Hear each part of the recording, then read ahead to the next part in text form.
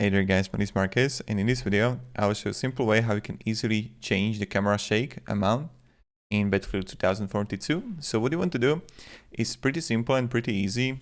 You want to go to options next to the quit. Right here, when you're going to be in general, you want to click on general, and then you're going to see the camera shake amount here.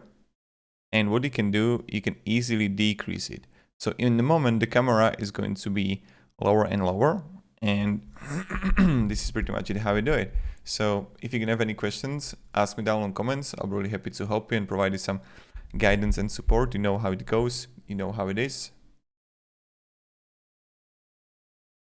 And yeah, have a great day guys, and goodbye. See ya.